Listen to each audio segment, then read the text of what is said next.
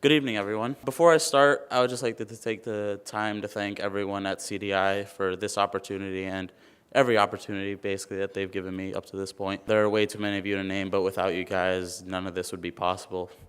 So just take a little time to acknowledge you guys for that. I was born in Prince George's County and lived in Langley Park until my parents decided to move to Glenmont a few months after I was born. That was the first significant event in my life because it set the standard for me that no matter where you're placed at the start of life, it doesn't have to be that way. Unfortunately, it would be a while before I realized this lesson.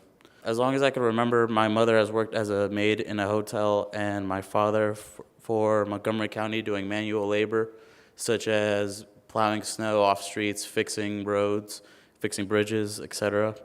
And as a result, our income has always been tight. My dad recently told me a story that he could remember when I was younger, and I asked him for a bottle of milk. So I was a little kid saying, "Papi, I'm thirsty, leche, please, papi." And he looked at me and told me no, because we couldn't afford a bottle of milk. And looking back at those old photos, I see that our home didn't have furniture until I was in elementary school. So college was never really in the plan for me. We were already in debt paying off a house and trying to make it a home. Now, Montgomery County is known for being an affluent area, and the neighborhood I grew up in was pretty safe, and I don't remember having many issues on the street.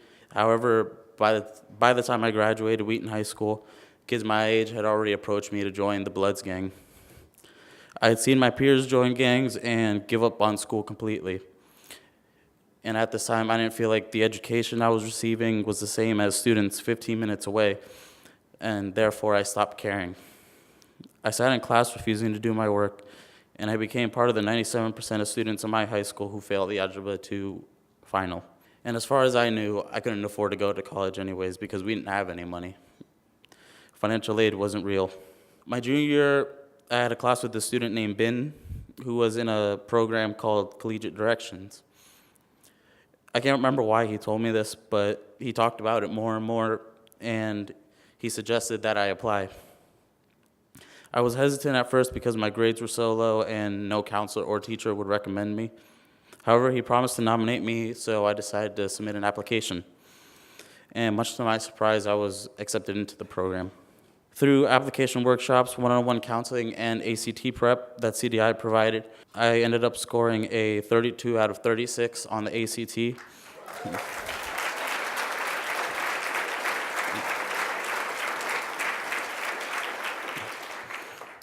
And I applied to 10 schools, and I was accepted to 8 of them.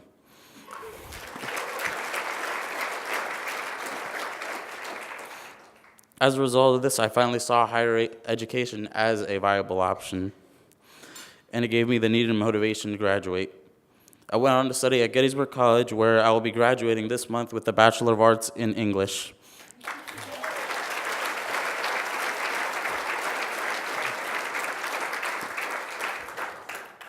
I actually submitted my last assignment this morning, right before this event, so. I was given nearly a full ride to the $55,000 a year school. I was amazed at the fact that I would be attending a school with such a high price tag, to which I never would have applied before CDI. While in Gettysburg, I became involved with the Lincoln Intermediate Unit Migrant Education Program after being asked to tutor for the program by a friend.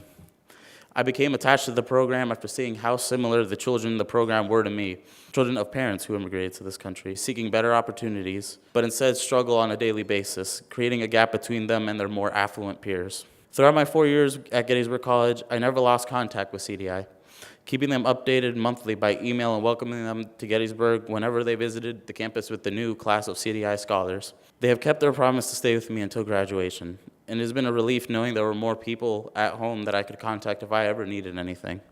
Based on where I was born and my ethnicity, it was statistically more likely that I would go to jail or die rather than going to college. Thanks to CDI, I now have the opportunity, with my education and the migrant education program, to be an example that numbers don't lie, but they don't have to be the whole truth. Thank you.